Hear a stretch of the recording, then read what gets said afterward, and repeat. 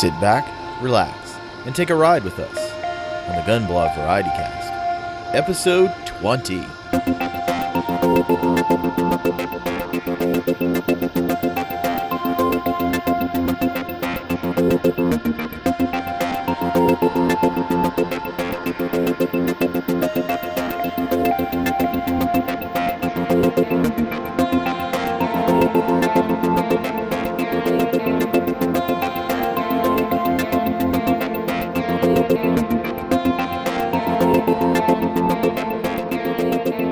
Welcome back to the GunBlog VarietyCast. I'm your host, Sean from NC GunBlog, and with me today is Adam from Guns, Cars, Tech Blog. How are you doing, Adam? I'm trying to remember what it's like to sleep. Well, you did it. Yeah. We're going to start with a tactical dog and fitness report. Last week, 36.3 dog walking miles. And for the end of the year report, total walking miles for 2014, 1,866.1 miles. That is a lot. Yeah, it is. Lifetime, as of the end of 2014, is 2,427.45 miles. Which is wow. Yeah. And just a little bit at a time. 3 miles in the morning, 3 miles at night. The dog's happy. Yeah. I'm not really any thinner, but I hate to think how much fatter I would be if I hadn't been walking all that. There is that. So how about you? So I'm, back on the treadmill. I was sick last week. Started back up again this week. Not on week 6. I went back to week 5. So I'll start week 6 again next week, which probably means I'll have like pneumonia or something. I mean, who knows? The temperature around here has dropped. It was like 19 degrees this morning when I went to go walk the dog. And she did what she did last year, which was, what is this? No, I want to go back inside. It's so cold. I'm a pretty princess. But I did, drag her around the block for our like 1.5 miles, 2 miles that we do in the mornings on our long walks. We're getting there. I'm not going to catch you anytime soon. That's all right.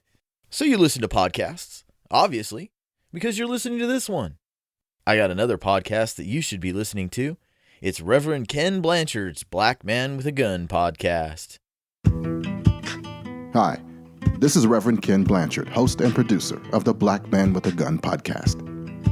Subscribe to my show so you can hear about gun rights, history, and old school wisdom from a man who's traveled the world, trained others, and protected people his entire life. Laugh with me, cry with me, do better than me. BlackManWithAGunShow.us for the audio. BlackManWithAGun.com for the blog. Shalom, baby. You should check it out. And now it's time for Blue Collar Prepping with that bratty kid sister of the gun blogosphere, Erin Paulette. Erin is going to talk about knives.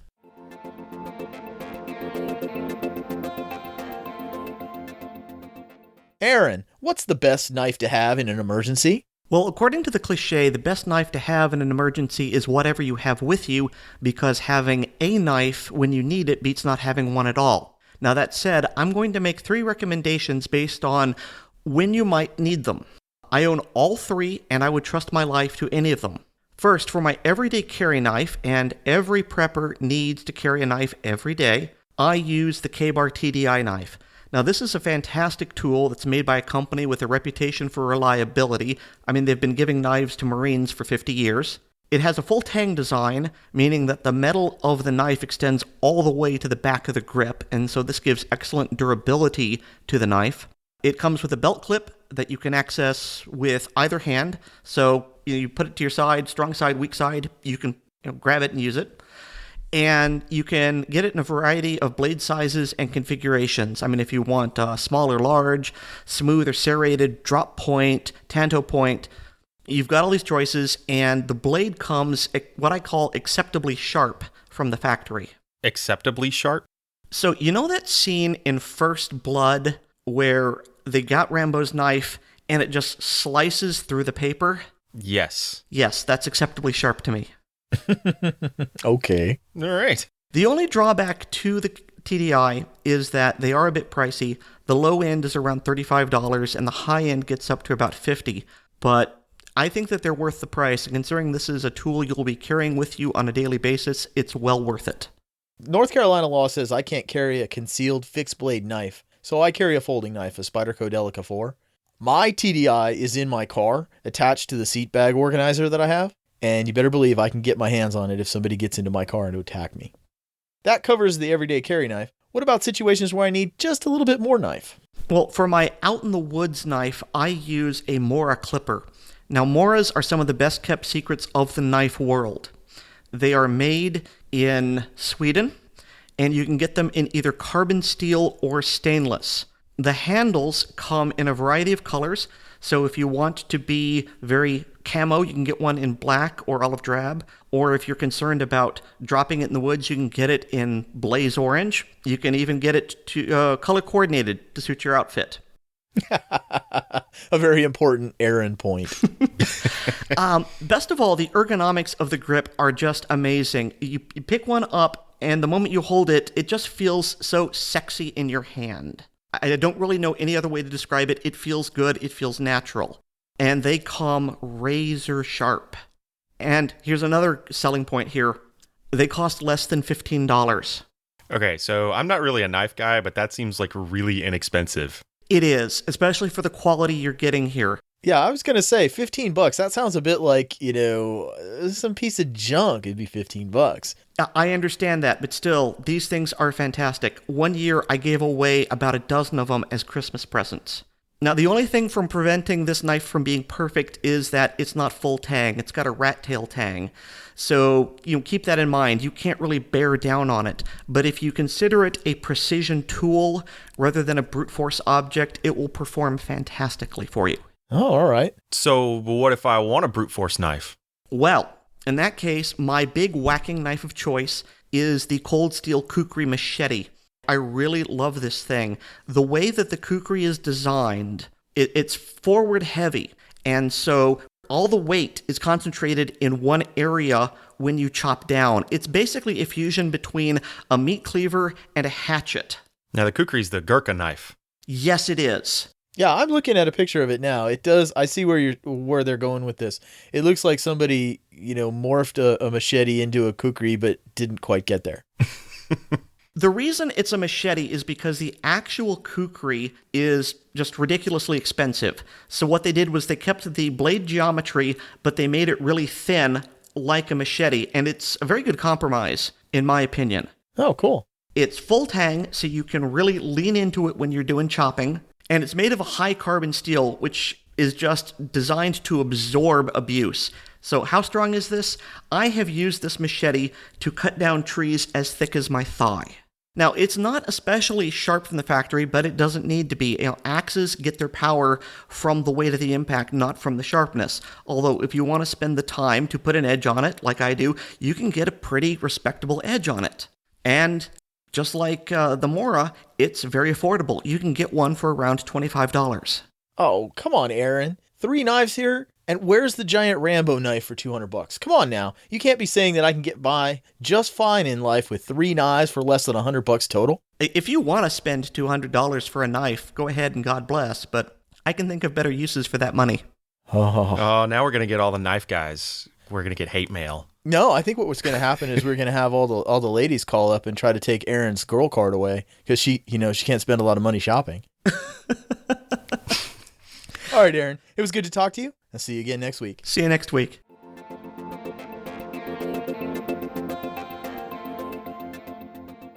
If you'd like to read more from Erin, check out her blog, lurkingrhythmically.blogspot.com. Felons behaving badly. Man admits to deadly shooting in Greer Heights. A man confessed to Charlotte's latest homicide, then turned himself in, saying the deadly shooting was self-defense during an argument over a gun. Suspect 30 is now charged with the murder of 18-year-old victim. The shooting happened around 9:45 Monday morning in the woods off Wheatley Avenue in the Greer Heights neighborhood. Suspect's family flagged down our crew Monday afternoon so he could talk before turning himself in at the Mecklenburg County Sheriff's Office. And we had a feud that happened. Well, led up to this, he took a gun from me, which is the gun that I took off of him when I shot him. I'm sorry. It took place like that. I'm sorry. All your family, your family, your loved one, I'm sorry. It had to go down like that, but it was in the meeting of him. So he actually flagged down the news crew and talked to the camera people and said, hey, I shot him. It was self-defense. Yep. It was totally me. Guy had a gun that I loaned to him and he wouldn't give it back. So we got in a fight and I shot him. Yeah, well, he says that the guy pulled out a gun, was reaching for the gun when he shot him. Victim's aunt, Robin Phillips, says she doesn't know what happened in those woods. All I know is that I have lost my nephew, she said. The only other person who apparently knows for sure is dead and not able to refute suspect's claims of self-defense. There is just one problem with this whole discussion of self-defense, is who the suspect is. At 30 years old, possessed stolen goods, felon class H, 12/19/2002. Possessed stolen goods, 5/5/2003, felon class H. Robbery with a dangerous weapon, conspiracy, January 1, 2005, felon class E. Hit and run, principal, misdemeanor class 1, 1/1/2001. Resist officer, 1/1/2001, misdemeanor class 2. Receiving stolen vehicle, 10/27/2008, felon class H. And habitual felon, 12/19/2002, felon class C. This guy was convicted of enough felonies that they finally said, "You're a habitual felon," and slapped him with, I think it was 6 years. So, Sean, if he had all these felonies, how did he pass the background check to get the pistol that he loaned to his 18-year-old friend? I'm not sure how he passed that background check. Because he was certainly in prison long enough that the pistol purchase permit he would have had to ask for before he was convicted. I forgot and wouldn't about have gotten that. in the first place because he was a felon since 2002. I just don't think he had it legally. And he was a federal felon. He had more than a year in prison, so he was barred not just under state law, but under federal law. So he's admitted to a federal felony, possessing a firearm. And then, of course, there's the victim. Drug paraphernalia, 9/19/2013, misdemeanor class 1. And malicious conduct by prisoner, 3/29/2012, felon class F. So we have here's another case of felon seeking bullets. So what's interesting about that is that his drug paraphernalia charge was after his malicious conduct by a prisoner charge. I thought there was something fishy going on there. Well, he was only 18 when he was killed, so you must not be able to see the juvenile stuff. So yeah, that's what's going on. So probably he was a juvenile offender, and then he got charged as an adult for the malicious conduct by a prisoner. Yep, I think you're right there. So we're not talking two concealed handgun permit holders got into a tiff and decided to settle their disagreement over gunfire. No. This week, Nikki tells us about the very serious problems in the Russian currency markets in Foreign Policy for Grownups.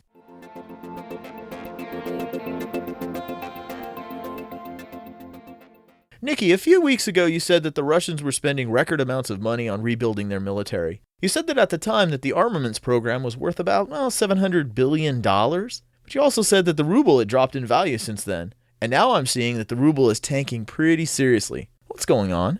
Well, first of all, yes. So they started a new armaments program in 2011. And at the time, the program itself, which was nothing but military equipment, was to be worth about $700 billion. Well, that was when the ruble was at about 27 or so to the dollar. Well, it's been losing its value big time. Currently, $1 is worth 53.50 rubles.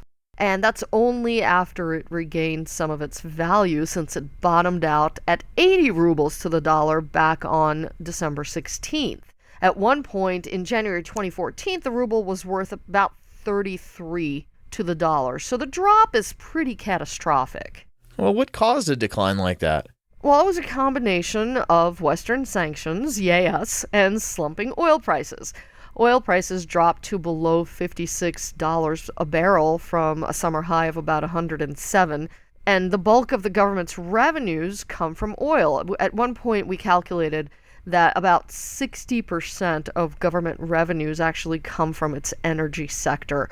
So oil prices dropping is pretty drastic. They balanced their budget at about $95 per barrel. That's obviously not happening. And Russia has initiated a pretty effective PR campaign that actually blames us, the West, for imposing sanctions and kicking the Russian economy in the groin, so to speak. But of course they conveniently ignore the fact that Western sanctions were actually in response to the Russian annexation of Crimea, which did not belong to them. And after a rigged referendum where we saw actual photos of Russians shipping reams of completed ballots that were marked with support for Crimean secession into Crimea, and also we've seen Russian continued funding and support for the separatists in eastern Ukraine in an attempt to destabilize that region and gain control there. But no, obviously, it's all our fault.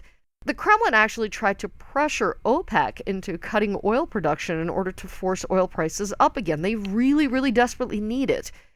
When you take into account the fact that their budget balances at an oil price of about $95 per barrel, it's currently about 56 and dropping. This doesn't exactly help their budget, and they're going to be forced to make some pretty drastic cuts. I actually saw a Russian press article that quoted the Minister of Finance as saying it's gonna have to cut their budget for 2015 by more than 10%, and especially does not bode well for national defense and security, which is something that economists like Alexei Kudrin, the former Minister of Finance, had been telling Putin for a very long time. You need to cut defense. Otherwise, you're going to have problems. So that's good, right? Anything bad for the people who call us their number one national security threat, right? Well, yeah, in some ways it's good. Obviously, they're not going to be able to fund their entire state armaments program in the time that they wanted to fund it. And it's good for us because we're actually weakening the Russian economy in hopes of forcing Vladimir Putin to change his course of action. But at the same time, the people that get affected are Russian consumers. They're rushing out to buy anything tangible they can get their hands on in order to convert the rapidly worthless ruble to something tangible, a refrigerator, a car, anything, so they're being impacted. Also, the West is being impacted somewhat because Russia has become so integrated into the world economy. So Western retailers get a lot of Russian business, which they're not going to be able to get anymore because the ruble isn't worth squat. And Western banks, which did give Russia loans, might not get paid back, so they could be affected as well. And then third, you've got these former Soviet states who really aren't guilty of a whole lot, and their economies rely on remittances from workers working in Russia and sending money back to these states. So they'll be affected by the economic slump as well. Frankly, there's a big part of me that's doing a huge happy dance. I don't want to see the average Russian suffer. These are people who overwhelmingly fall for Putin's propaganda, though. They voted for him, they overwhelmingly support him, and they're consistently yammering on in the Russian media about how the West is responsible for their lousy lot in life. When the Ukrainian separatists downed the Malaysian Airlines airplane over eastern Ukraine, you had a bunch of Russians being quoted in the media and talking to news crews telling them that really it's the United States that downed the plane. Come on, really? So at what point will they actually stop supporting Putin and realize what he's doing is bad for them? It's bad for the Russian economy. It's bad for Russia in general. I mean, is it going to happen when they have to pay $60 for a loaf of bread? Right now, they're paying more than $900 for an iPhone 6. But what happens when it's more than just electronic gadgets that they can't afford? I would hope that this is when they actually start putting pressure on the Kremlin to force Putin to change his course of action. At that point, I would hope that putting dinner on the table for their kids becomes a little more important than these ridiculous nationalist aspirations that they have. I'm not exactly sure how much Putin cares about the people who vote for him at this point. I don't know. And I don't know if he will actually just bear down on whatever democratic principles remain in Russia. There's not a whole lot. But undermining support is a course of action, and it may help change this course. We've seen a lot of examples of governments facing internal economic problems decide that the way to shore up their power is to attack someone. Will Russia do that? That's a hard question to answer. I certainly don't have a magic 8-ball that will give us that answer. We've chosen a course of action. We're on that course. We're hoping to put pressure on him and make him change. This kind of thing makes him lose face. So it might happen. It might not. We'll have to see. All right, Nikki. It was good to talk to you. See you again next week. You bet. Take care.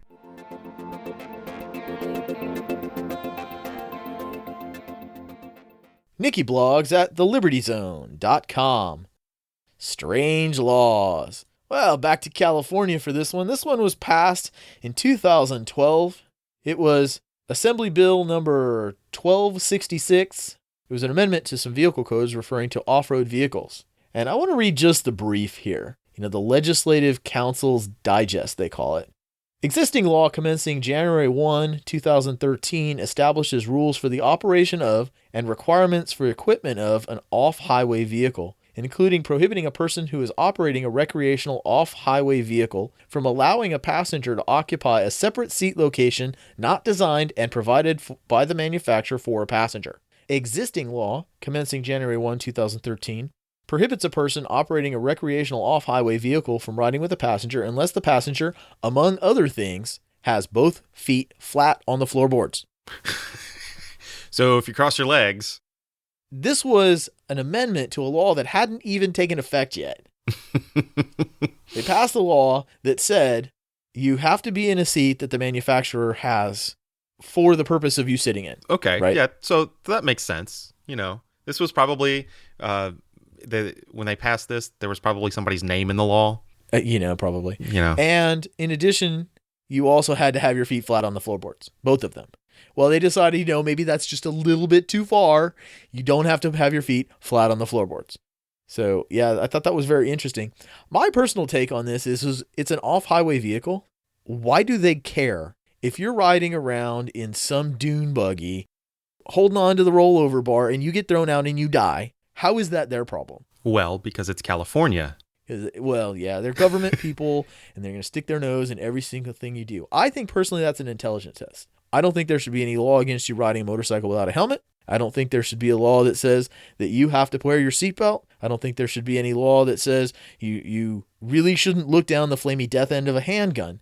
If you're that stupid, maybe we need to clean the gene pool. I will agree with you there. Writing a law that says you have to have, be in a seat with a seatbelt on and be both feet flat on the floorboard is kind of silly. It's not kind of silly. It's really silly. I mean, come on. This is like, we're going to pass a separate law that says you can't stick your head out the window while, driving through a tunnel. Yeah. But if you're in California, rest assured, if you're on an off-highway vehicle, you must be in a seat that was provided by the manufacturer with a seatbelt on, but you don't have to have your feet flat on the floorboards. So that's good. That's good. So when are they going to mandate airbags on ATVs? I have no idea. I'm sure it's coming. Well, Miguel heard that I was shooting IDPA, so he wanted to share a little of his IDPA wisdom.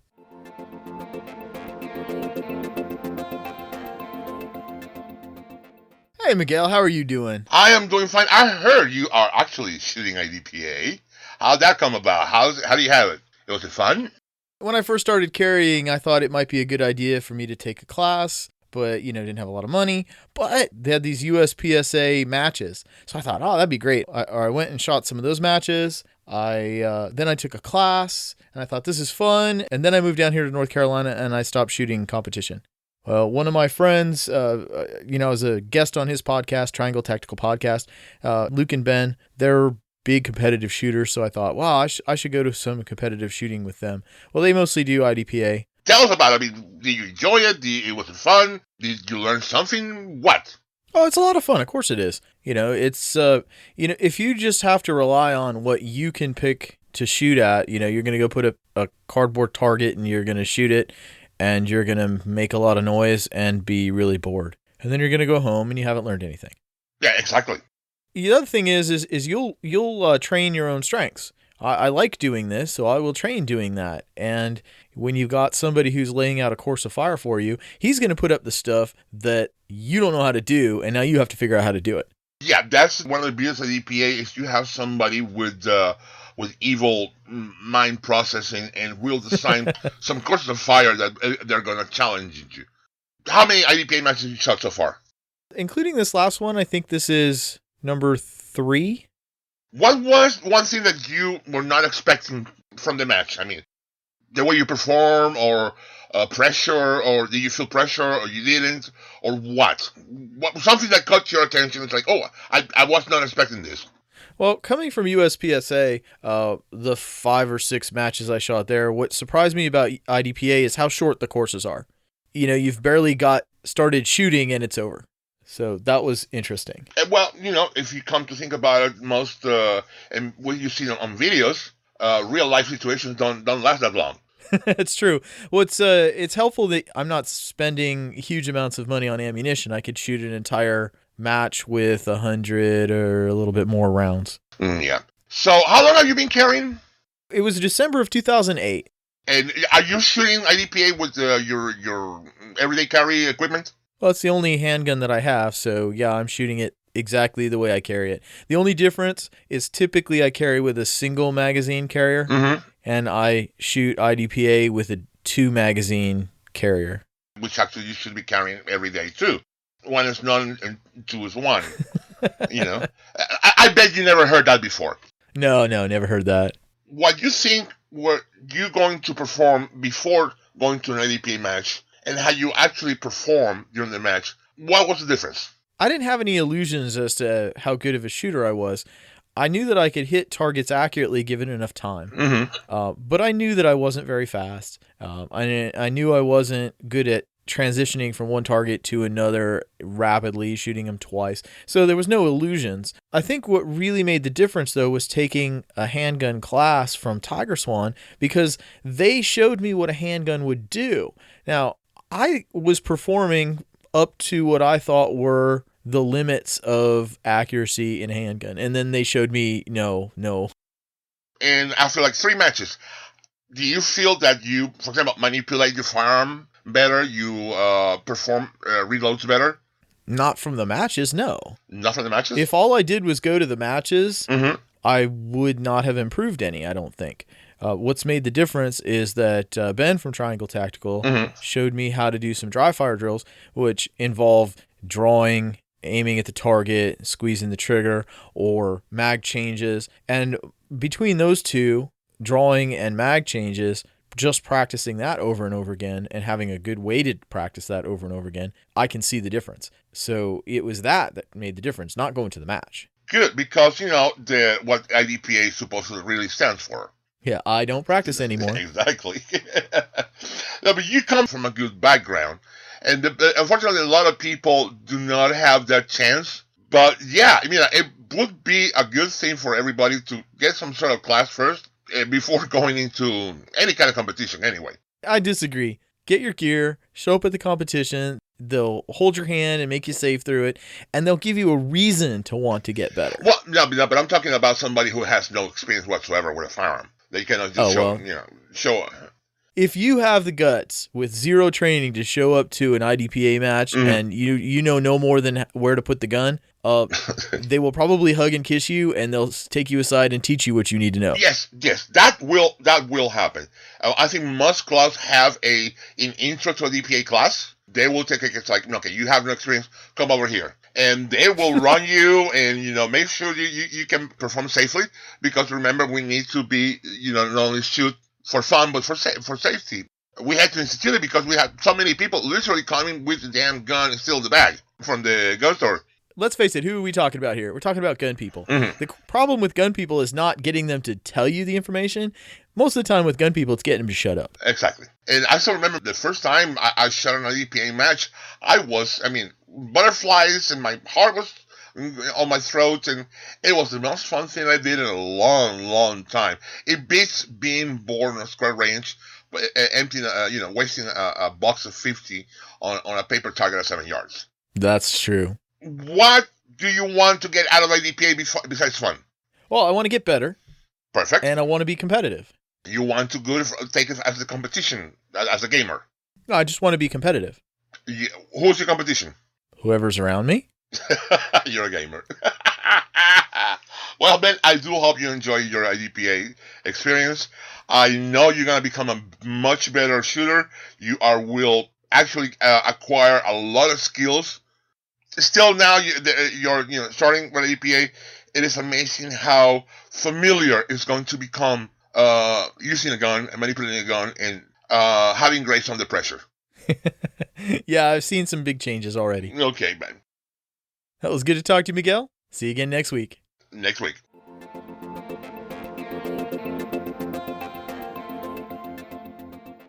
Get more Miguel Gonzalez daily at gunfreezone.net. Man, I love talking about IDPA stuff. I really do. When I first started, I had 4 goals when going to IDPA. And so for you guys who've never shot IDPA, and you should go because it's really fun and, it's all the things that Sean and Miguel just talked about. My 4 goals in order of importance were: don't get shot, don't shoot anybody else, don't get disqualified, don't come in last. And so far, I've met all 4 of my goals. I'm pretty happy. So, fun with headlines. So, Sean, this is the first show of 2015. Mm-hmm. So, we've got all the statistics the year-end and retrospectives. The year-end. I think my favorite one was like the 46 ways that Vox totally screwed up stories over the year. It would be shorter just to do the ones he got right. Yeah. Then you've got like the crazy stories with the viral stuff. Well, and then what's on people's minds right now is police officer deaths, because we just had, right before Christmas, 2 officers that were shot in an ambush in New York City. So you get these kind of headlines. U.S. police officer shooting deaths up 56% in 2014. Yeah, wow. Yeah. That's like more than half. It's more than half again, 2013, right? I was like, wow, that's pretty crazy. So the headline is true. The story is basically, in comparison to 2013, 2014 was a pretty bad year. Here's the problem. 2013 had the lowest number of total police officer deaths since 1944. You have to go all the way back to 1944 before fewer officers in total died in the line of duty than in 2014. In total? In total. Now, how far back do you think we have to go for officers who died by getting shot? 43? How about 1887? 1880. Did they had police back then? Yes. So the Officer Down Memorial page at odmp.org has a list of all the police officer deaths going all the way back to 1791. It's, kind of interesting to see that for the first, 20 or 30 years of this country, and this may be a record-keeping thing, but there was, not very many police officers that were killed. There weren't very many police officers at all. We've got, New York City has 30,000 police officers. And in 1791, there may have been 300 police officers in the country. I went and I looked at all of this data. And what's really interesting is that, so in 2014, we had 50 police officers that were killed by gunfire. And in 2013, it was 32. And 32 police officers in a country that has 800,000 sworn police officers. 32 were shot to death. Yeah, that's pretty amazingly low. Yeah, right? I think we're getting into what they call the statistics of very small numbers. Yes. But if you go back to 2012, it was 50. So we went from 50 to 32 to 50, and everybody is freaking out that there was this huge increase. The average over the last 10 years for police officers killed by gunfire was 59.9 per year. So we're actually lower than the average for the last 10 years. Now, the worst time, apparently, to be a police officer was from the 1910s all the way up into the 1930s. In fact, from about 1911 all the way until 1935, you had over 100 police officers every year that were killed by gunfire. And that peaked in 1921 with 203 that were shot to death. And then that doesn't include the accidental deaths, which in that year there were 8. So there were 211 police officers killed by gunfire in 1921.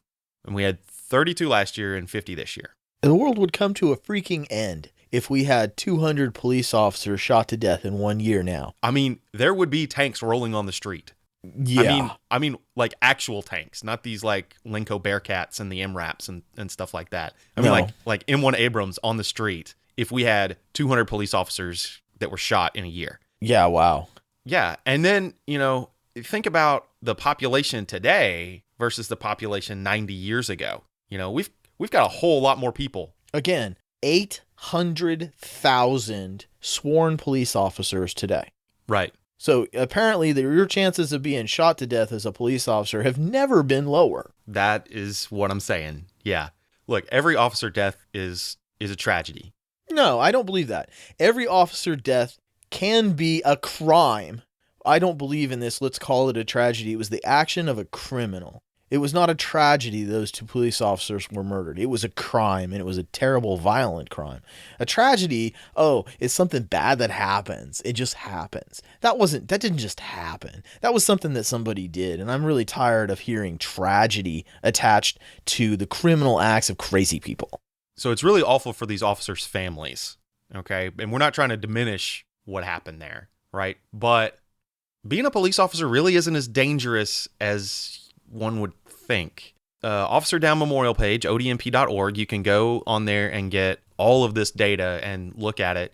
They actually have all of the reports for every single officer that has been killed since 1791. So you can go and, look at 1910 and see, who was, killed in a fire, and it'll give you the whole story about what happened and how, who they were with, what their names were. It's a really interesting page. Yeah, it is. I've flipped through it. Yeah. Not quite to that detail. I once thought, well, it would be interesting to do, but I couldn't figure out how to automate the system like you did. Yeah. So my day job, I'm kind of a nerd. So I actually started putting all this information in one at a time. And after a half hour, I'd only done 6 years or so. And I went, yeah, no. So I wrote a script. Maybe we'll put a link to that in the show notes so you can download the whole database and take a look at it yourself. I'm a big believer in look at the data. Look at what it really says. It's amazing how much safer the world is today than it was 20 years ago. Absolutely. I lived in Fayetteville. I was in the 82nd Airborne in Fayetteville from 1990 to 1994. The height of the crack epidemic in Fayetteville, North Carolina. And Fayetteville is not a safe place now. It was horrendous back then. And we don't even think about it. It's just, you're not going to get killed anymore. I mean, it's just so unlikely. I'm really happy, but we do need to recognize the reality of the situation. The reality of the situation is the world is a vastly safer place than it has been pretty much ever. Yep. So Barron wants to talk with us about biometric security. He says it's crap. Tech tips, tech tips, tech tips, tech tips with the Barron.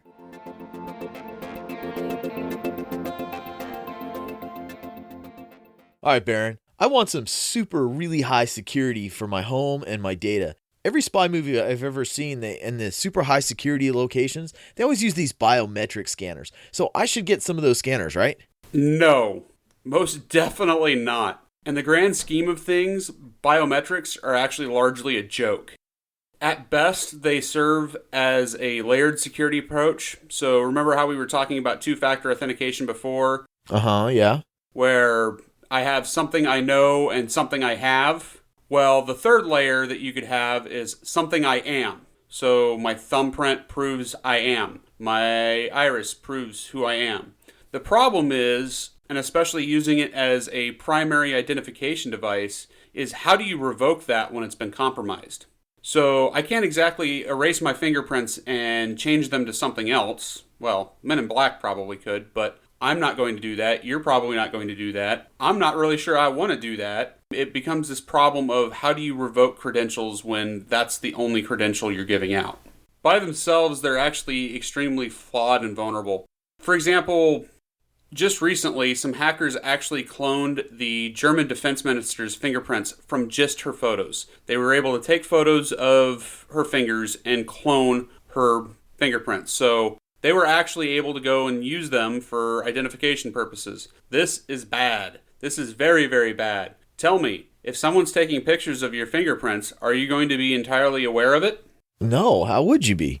That's exactly right. And it goes even further than that. About the most difficult would be your iris or retina, but even then, that's not necessarily impossible. Given other technologies and things going on, I would not be surprised if someone deep in some research laboratory somewhere has found a way to get that without anyone noticing. So then what good are these biometrics? Don't rely on biometrics as a sole form of authentication. As I mentioned before, use them as a layered approach. It's in addition to, not the only thing standing in the way. use a non-standard finger for a fingerprint reader. So, for example, your iPhone, if you're going to use fingerprints for it, don't use your thumb or main index finger to open the phone. Use, pinky, your ring finger, or middle finger. Pick something that would be non-standard, because if you get picked up for whatever reason, someone may try and use your standard fingers. Well, the iPhone will lock you out after a certain number of failures, and that can be your friend. The bar of entry for fooling biometrics keeps going down. And as it keeps going down, that means that the ability for you or me or Joe Schmo on the street corner to fool it is going up. It's becoming easier and easier to do. You just don't want to rely on something like that. At the same time, Google's Face Unlock. Do you remember that? Yeah, I didn't like it. That's a good thing, because there are so many different things that could just go horribly, horribly wrong.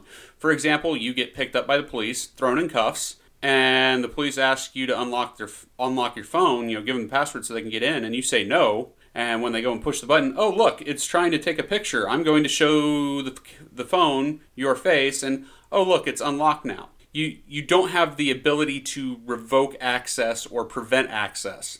At the same time, you've now given a police officer the ability to go through your phone, and he could theoretically delete evidence that could be exculpatory for your safety. For example, you could have been recording the whole incident, and you ended up getting one of those who's crossed the thin blue line is really a corrupt cop. Is it liable to happen? Probably not, but it could. And I'm of the realm of opinion, plan for the worst and hope for the best. So what you're saying is don't use it as the sole means of authentication, but it can be like a third level after you've put in your password and, prove here's a fingerprint that might work. But as a sole method, it's too easy to compromise and impossible to revoke.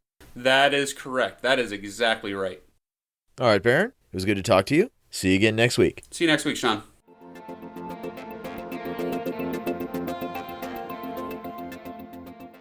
Barron still blogs at the-minuteman.org. So a couple of weeks ago, we talked about the $100 sound suppressor the guys on ARFCOM were building. Yeah. I said I was going to look into it a little bit more and maybe file my Form 3 a couple of weeks ago, or Form 1 rather, a couple of weeks ago. So I looked into it a lot more, and it turns out that the first round pop, which is if you shoot a suppressor, a lot of times the first round will be significantly louder than all the rest of the rounds that you go through it because of some sort of physics thing that I don't really understand. But that's called first round pop. Well, apparently the first round pop out of these things is so bad that it's not hearing safe. So that kind of defeats the purpose of having the suppressor in my mind, because the first round is going to be so loud that you're going to damage your hearing. I was hoping to kind of have one of these on an AR pistol for home defense. Yeah. But no, can't do it. All right. Well, see if you can find some plans on how to machine a suppressor. I mean, if you're really interested. Yeah. And then find somebody who's got some machine tools to let you get in there and work. Yeah, we might do that. Well, after his brief interlude into the gun death files, Weird goes back to wandering the seedier side of the anti-gun internet in This Week in Anti-Gun Nuttery.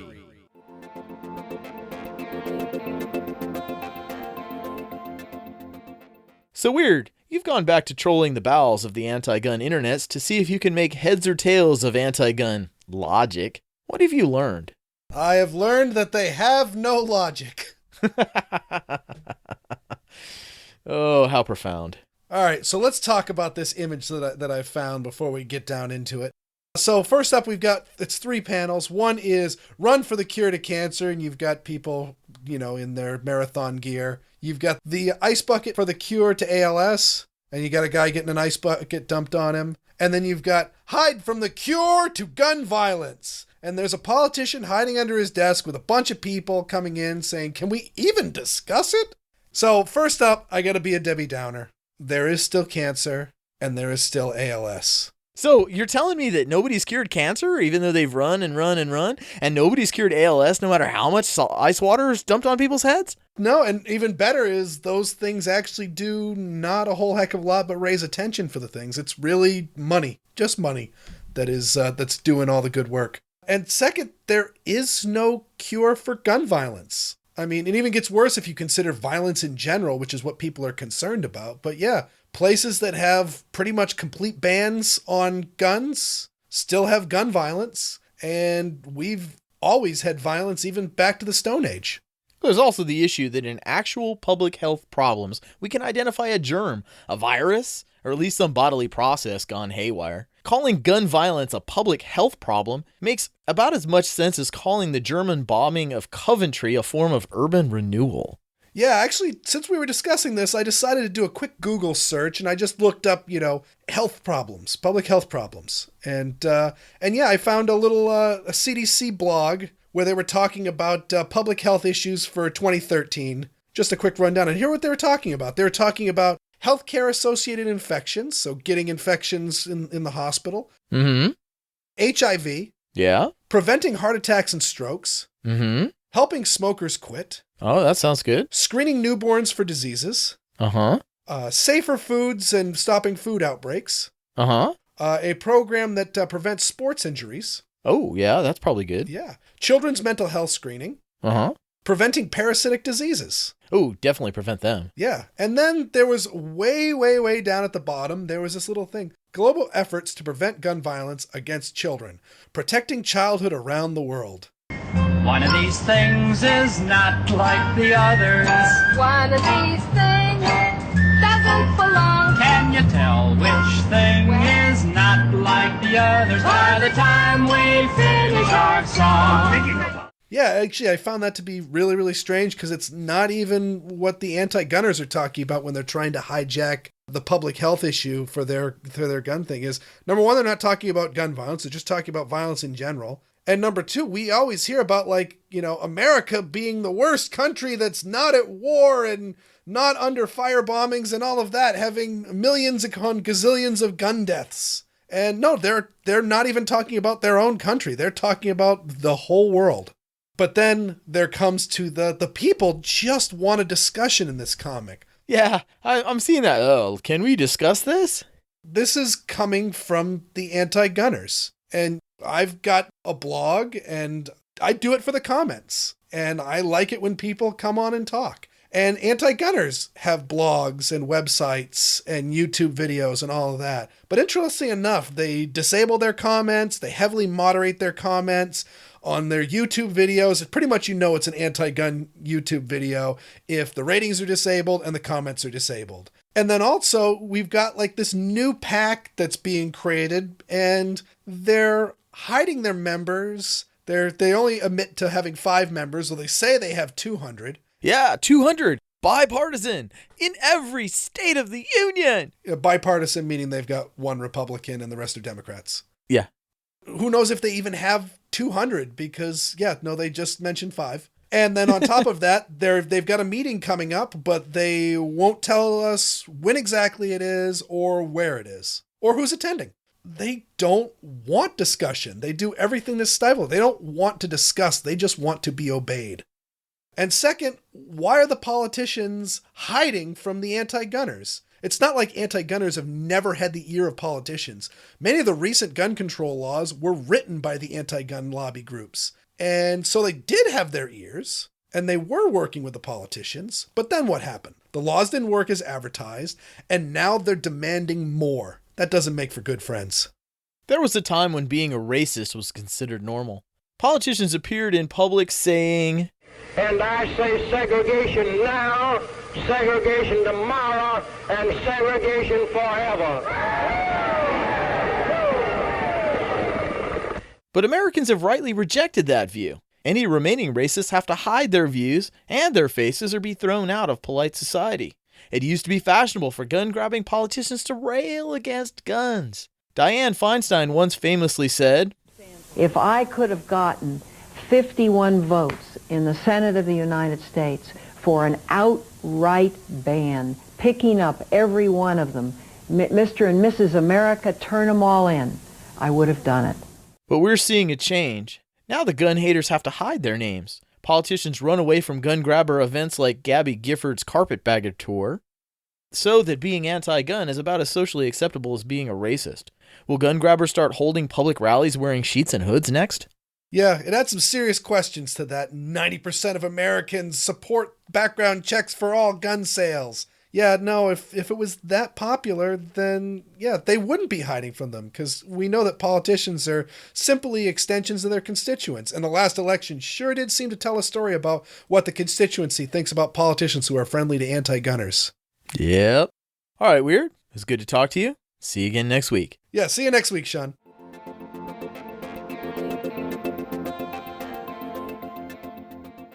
In addition to appearing here, Weird is a regular host at The Squirrel Report and blogs at weirdworld.com. That's WEERD world.com. Stuff that grinds my gears.